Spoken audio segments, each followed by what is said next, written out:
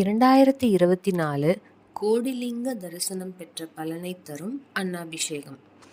உயிர்களை படைத்ததோடு மட்டுமல்லாமல் உயிர்கள் உண்பதற்கு இறையையும் படைத்த இறைவனுக்கு நன்றி கூறும் விதமாக அன்னாபிஷேகம் நடத்தப்படுகிறது.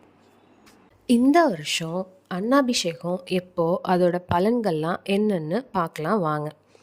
சிவபெருமான பிரதோஷம், சிவராத்திரி, சோமவாரம் போன்ற தினங்களில் வழிபடுவோம். அது மாதிரி ஐப்பசி மாதம் வர பௌர்ணமிக்கு அன்னாபிஷேகம் பண்ணி வழிபடுறது ரொம்ப சிறப்புன்னு சொல்கிறாங்க. சோறு கண்ட இடம் சொர்க்கம் அப்படின்னு ஒரு பழமொழி இருக்குது. இதை சோம்பேறிகளுக்கு தான் சொல்கிறாங்க. ஆனால் உண்மையில் சிவபெருமானுக்கு செய்கிற அன்னாபிஷேகத்தை பார்த்தா சொர்க்கம் நிச்சயம் அப்படிங்கிறது தான் உண்மையான பொருள். மேலும் சிவபெருமானுக்கு அபிஷேகம் பண்ணுற ஒவ்வொரு பருக்கையும் ஒரு லிங்கத்துக்கு சமம்னு சொல்கிறாங்க. அதனால தான் இந்த அபிஷேகத்தை பார்த்தா கோடி லிங்கம் பார்த்த தரிசனம் கிடைக்கும் அப்படின்னு சொல்கிறாங்க.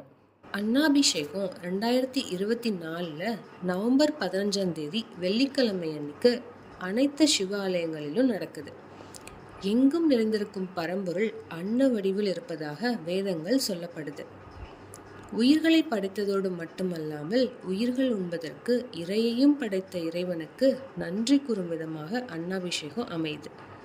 இந்த அன்னாபிஷேகத்தை பச்சரிசினால் ஆன சாதத்தை ஆற வச்சு சிவலிங்கம் முழுவதும் மறைச்சு அப்புறம் காய் கனிகள் கொண்டு அலங்கரிக்கிறாங்க.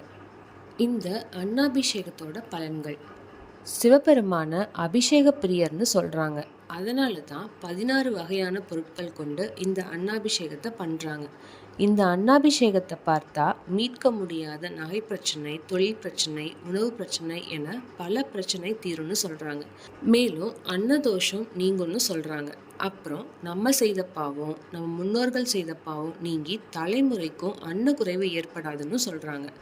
இந்த ஐப்பசி மாதம் வர பௌர்ணமி சந்திரன் தனது சாபத்தை முழுமையாக தீர்த்துட்டு 16 கலைகளுடன் முழு பொலிவுடன் இருப்பார்னு சொல்கிறாங்க.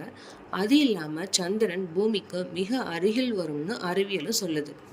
அன்னாபிஷேகம் உருவான கதை: பிரம்மதேவரின் கர்வத்தை அடக்கிறதுக்கு சிவபெருமான் பிரம்மாவின் ஒரு தலையை கொய்து விடுறார். அதனால சிவபெருமானுக்கு பிரம்மஹத்தி தோஷம் தொற்றியது. இந்த கபாலமானது பிச்சை பாத்திரமாக மாறியது. யார் யாசகமிடும்போது அந்த பாத்திரம் நிரம்புதோ அப்போதுதான் கபாலம் சிவபெருமானின் கையை விட்டு அகலும் அப்படிங்கிறது விதியானது. சிவபெருமானும் காசியை நோக்கி போறாரு. அங்க அன்னபூரணி அவருக்கு அன்னம் இடுறாங்க. அதனால பாத்திரம் நிறைஞ்சு கபாலமும் விலகியது. அன்னபூரணி சிவபெருமானுக்கு அன்னமிட்ட தினம் இந்த ஐப்பசி பௌர்ணமி தினமாகும். அதனால தான் அந்த நாளில் அன்னாபிஷேகம் செய்யப்படுது. திங்கள் முடி சூடியவருக்கு மதி முழுமையாக இருக்கும் நாளில் சிறப்பு வழிபாடுகளை செய்வது தானே சிறப்பு. இந்த ஐப்பசி பௌர்ணமி நாளில் அபிஷேகத்திற்கு தேவையான பச்சரிசியை கொடுப்பது ரொம்ப சிறந்ததாகும். ஆகவே அன்னாபிஷேகத்தை கோயிலுக்கு சென்று கண் குளிர கண்டு அதன் பலனை பெறுங்கள். நன்றி.